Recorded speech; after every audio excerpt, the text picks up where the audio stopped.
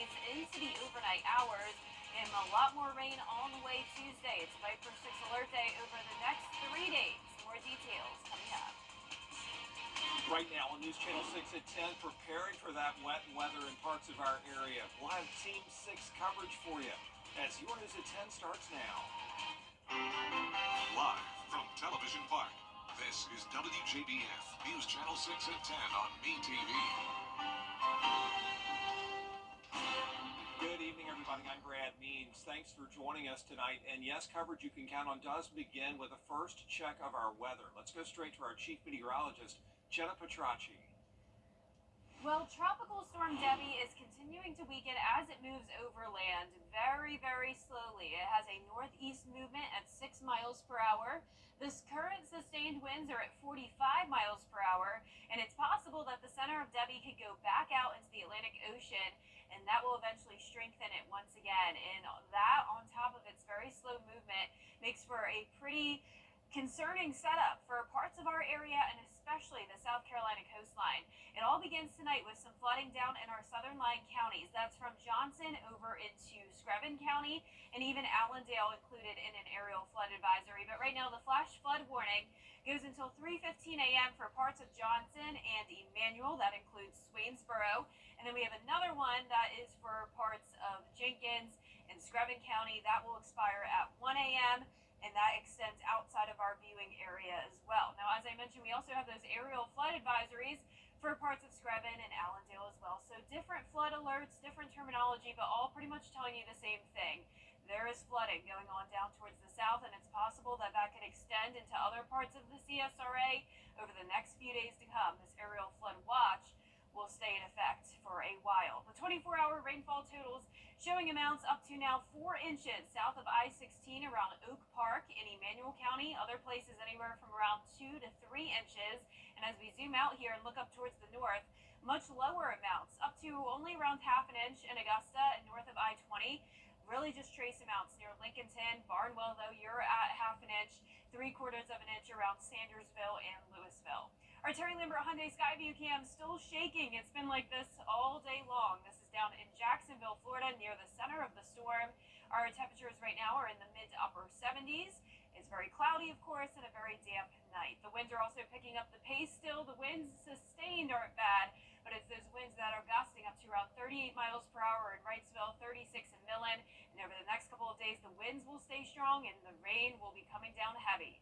More details on that coming up, but back to you, Brad. All right, Jenna, thanks. New tonight out of North Augusta, where City Councilman Ed Presnell remain open in the area. The city of Augusta not expected to get the amount of rain that areas south of us will see, but the city is preparing. Here's George Escala. Preparing for Debbie is in the bag. The engineering department preparing sandbags at its Tobacco Road facility to be given out on a first-come, first-served basis as the city prepares for what the storm will bring.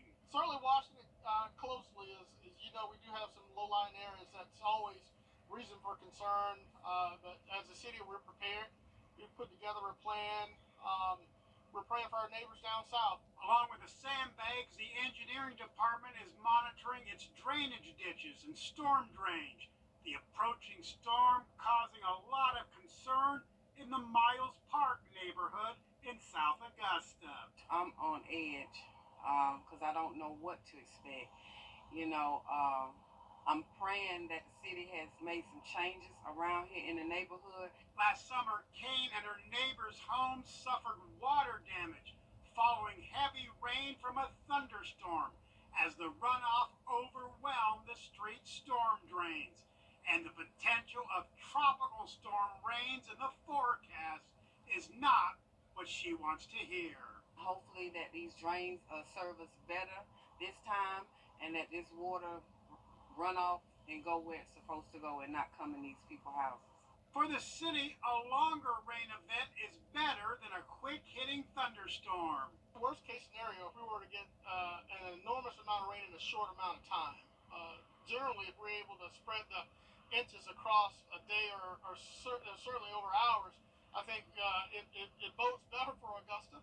Nightmare to have to start all over again, and I don't want to do that. There's so little you can do, though, except wait it out. Yeah, and pray and trust that everything will work itself out.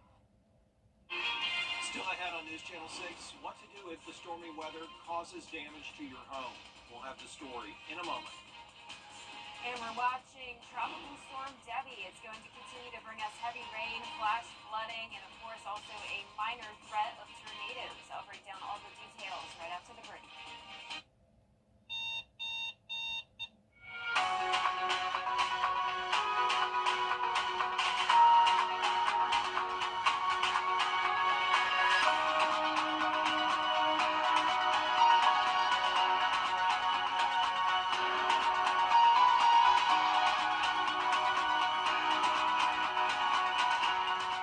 Listening to the Wisconsin St. John Towers. Keep us your home, and we'll make your day every day. Are you frustrated because in lots of places customer service has just disappeared? Not at Tile Center. Not where you need it the most. Here you will find all of us eager to help you find just the right tile or stone, so you can relax knowing your project is in expert hands. Come see why for yourself at any of our locations at Tile Center or online at tilecenter.com. Your tile and stone experts.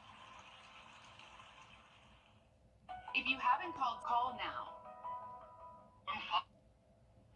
Now, your most accurate forecast with WJBF Live Fiber 6. Welcome back. Here's the latest on radar. We're tracking mostly light rain, but this is very persistent light rain, and some of it is heavier down towards our southern lying counties, and that's why we're seeing those flood alerts. Now, if you heard me just a few moments ago, I mentioned that we also have a minor tornado threat. Now, notice that is because we do have some tornadoes happening now along the South Carolina coastline. That's right near Edisto Beach, actually confirmed tornado warning. So it's possible that some of our counties close to that area, that would be Bamberg, Allendale, and Screven County, could have the possibility of a spin-up tornado later on tonight, though the chance is very low. Our main concern is definitely the flooding. We have a very large area of flash flooding going on from Charleston down to Savannah, and it will stay this way over the next couple of days. Rainfall totals are not looking good. We're seeing anywhere from around 10 to 15 inches near the border of Georgia and Florida, up to around 6 to 8 inches now just outside our viewing area around Charleston and Savannah. And notice for us, we even have a flash flood warning for Johnson, Emmanuel, Jenkins, and Screven counties, and then also aerial flood advisories and all of these watches here and there, all pretty much telling you the same thing, that it is possible that there could be flooding, especially in the poor drainage and low-lying areas down in our southern counties. One of those would be Emmanuel County. Here's Swainsboro now. It is windy and very wet outside as we take a look at our Terry Lambert Hyundai Skyview cam. 74 east wind here in town at 9 miles per hour. Winds are gusting up to around 25 to 35 across most of the CSRA, but wind gusts up to tropical storm strength possible down towards the south. Temperatures are all in those mid-70s. We have a tropical storm warning for Emmanuel County. That's for the winds possibly up to 57 miles per hour through Tuesday night. Tropical storm warnings continue all the way down into southern Georgia and parts of Florida as well as we track Tropical Storm Debbie. Right now the winds are at 45 miles per hour. The center of the storm not really budging. It is still near Valdosta, and it will weaken for a little bit longer, but it is possible that the storm could strengthen. Check this out. 2 p.m. on Thursday, back up to 60 miles per hour. And the reason why is because the center is expected to go over the warm water of the Atlantic Ocean. So that just adds to the damage that's possible from it being so slow moving. On top of the slow movement, it's also going to get stronger. Here's a look at where that tornado threat is. Barnwell down to Screven County through Tuesday morning. Also that high risk of excessive rainfall through Tuesday morning. And then that area expands further towards the north over the next day. And then by Thursday morning, we start to see that area get cut back, and that's when we'll start to see some improvements. Tonight at midnight, there's a look at the rain. Heavy downpours mostly impacting those southern counties. Then as we go into 7 a.m. tomorrow morning, pretty much the same thing. So north of I-20 really not getting hit with that much rain. We will see some heavier downpours around lunchtime impacting Saluda down to Aiken, Barnwell, Allendale, and you can see the spin here. That is where we're just going to see the rain bands over and over again across the area as the system really doesn't move too much. Now Wednesday morning, a bit of a break, but then more outer rain bands possibly moving in, and that would be due to that storm strengthening, so becoming larger again, still impacting us. And of course, there's also the possibility that it will take more of a westward track, and that would add even more rainfall. So it's still a changing forecast, but as of now, the rainfall totals are expected to possibly reach up to 7 inches in Screven County by 8 a.m. tomorrow morning. Notice our latest model run showing 11 inches in Screven by tomorrow night. Now that may be overdone, but it definitely goes to show that there is a high potential of flash flooding down there, even over into Bamberg County, but much lower amounts towards the north. So it's a very sharp gradient here. Everyone in the CSRA seeing drastically different impacts from Debbie, but all of us under that Viper 6 alert day Tuesday and Wednesday, lower rain chances after that. Temperatures staying below average even into next week. All right, Jenna, thank you so much for that. And it is important to know what to do if the weather damages your home.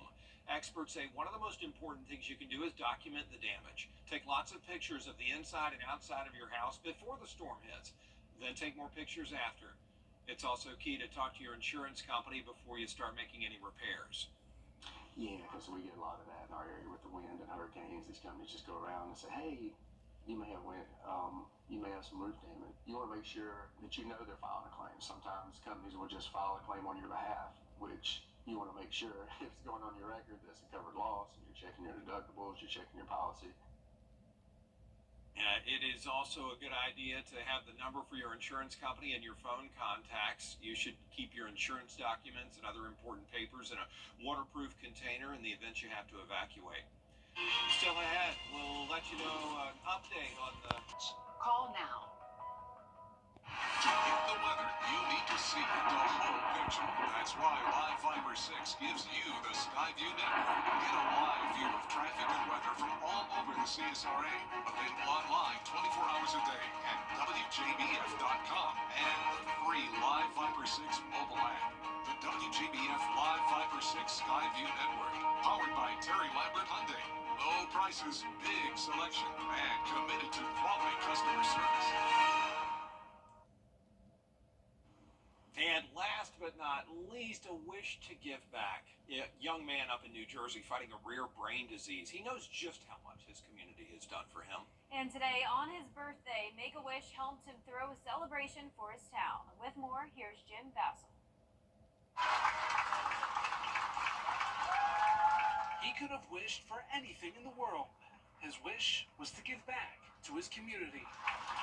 10-year-old Aiden Ugo Alou from Bordentown Township is fighting a rare brain disease, one that only a handful of doctors in the world specialize in. Happy birthday to you. But on the day he and his twin sister turned the big 1-0, he was honored with a key to the township, followed by a wish come true. It's very heartwarming. With that $1 million smile comes a priceless moment, thanks to the Make-A-Wish Foundation. As a thank you to the community for rallying around him, his wish was to throw them a party. What feelings did you get when you came down those stairs? Really happy. No matter what he's going through a ton. To see a constant smile on his face, to see a constant bubbly personality, it warms your heart, man. As part of the community, Bordentown Township Police jumped in to help Aiden in his fight. Last fall, Aiden's family was the beneficiary of the department's annual No Shave November fundraiser. We get together with our local restaurants, our local business sponsors, and everything like that. And we're able to raise a ton of money for these families, and it's great to be able to give back to the community. Altogether, the Bordentown community has raised more than $55,000 on GoFundMe for Aiden's care and quality of life. The support of the community has enabled us to be able to give him the best care so that he can continue to be thriving as he is today. You know, long before the Make-A-Wish bus ever pulled up, the Bordentown Township Police Department had a special connection to Aiden and his family, and they're just happy that even more people get to know him now. We knew that he was a special kid, and we knew that this was something that we had to rally, just like the community did, around him and grant his wish. A lesson we can all learn from Aiden. No matter what your age or your circumstances, there's always a chance to give back. Oh, what a sweet child. Yeah, and I'm sure the whole community's got his back, praying for him. Absolutely. We are too. Hope he does well. Yep. Well, our Live Viper 6 showing a lot of rain across the CSRA, and once again, we have a flash flood warning for parts of our area. We'll continue to watch this over the next several hours, and of course, all day long tomorrow. It's another Viper 6 alert day. 90% chance of rain tomorrow, heavy rain and gusty winds, possibly up to tropical storm force, which would be over 50 miles per hour. Even tonight, we're seeing gusts up to around 35 to 45 miles per hour. Lower rain chances on Wednesday, but still that possibility of flooding, especially with any additional amount of rain on Wednesday on top of what we had, could easily lead to flooding. So just a 50% chance, but still significant. Then the rest of the week, still some rain chances. Temperatures staying below average, upper 80s to low 90s. Then next week will be a nice break. We're going to stay dry starting next Tuesday. All right, Jenna, thanks a lot. And we'll have another update for you at the top of our 11 o'clock news with Jenna. Please join us then on News Channel 6. And Hogan's Heroes is next on WTV. Doesn't Meteorologist Jenna Petracci. Weather coverage you can count on. His favorite jackpot game. This is Powerball. Good evening, America. I'm Laura Johnson. Tonight we have another life-changing jackpot for you. It's worth an estimated $173.5 million. So get those tickets out. Let's play. That first number up is 54. Followed by the number 44. Tonight we're going to meet Timothy, David, and Michael, who won $50,000 playing Powerball. Congratulations to you all. Now for the rest of those numbers, we've got 42, 29, rounding it out with 51. Your Powerball number tonight, good luck everyone, is 12. And your Power Play multiplier is 2. We have a lot of rain on Live Viper 6. That is leading to flooding right now in our southern line counties, with a lot more rain on the way overnight and especially throughout the day on Tuesday. I'll break down all the details.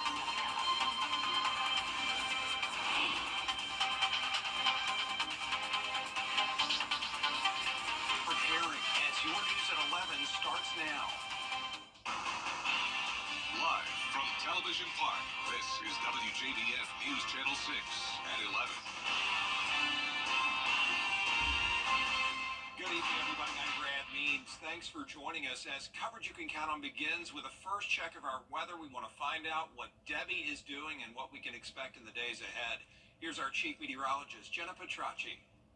Well, Brad, winds with Debbie right now are at 45 miles per hour sustained. The movement has increased by 1 mile per hour since 10 o'clock, so we'll take that. It's at least moving a little bit faster, but nonetheless, under 10 mile per hour movement, that is pretty slow, and that is leading to the flooding, of course, and that's impacting parts of our area from Johnson over to Screven County. We have a flash flood warning. We are seeing a little bit of a break here in the activity around Swainsboro, so that's good news, but this flash flood warning does go until 3:15 a.m. We also have that extended into Screven County around Newington. That's where we've gotten a lot of rain, and then an aerial flood advisory for those poor drainage in low-lying areas, creeks and streams, things of that sort. That's where we also are seeing some flooding in Jenkins, Screven, and Allendale counties. And we also have a flood watch for all of the counties shaded here in green as far north as McDuffie and Columbia. That will continue over the next few days. Rainfall totals are looking pretty impressive now, especially down towards the south. We are seeing those amounts climb up to around 2 to 4 inches, even 4.5 inches to the south of I-16 near Oak Park in Emmanuel County. As we zoom out here, you can see much lower amounts, though, especially north of I-20. The rainfall has not gotten very heavy up there yet.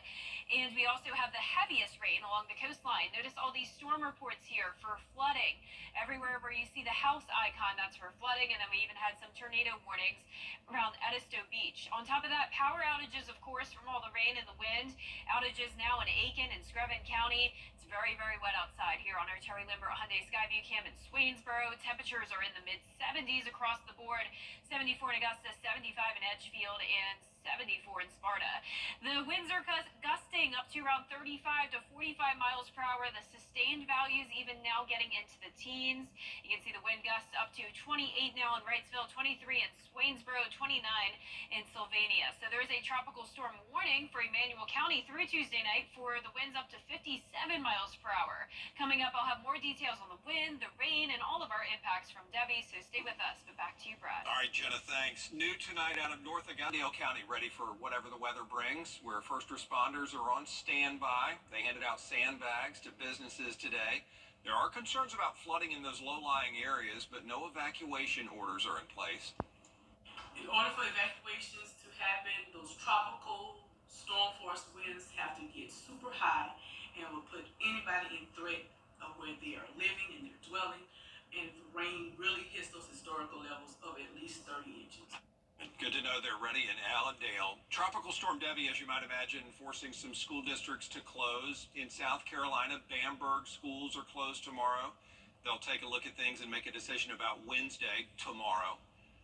Allendale County, you will be closed Tuesday and Wednesday. On the Georgia side, Burke, Emanuel, Jefferson, Johnson, and Scriven counties, you see there, all closed tomorrow.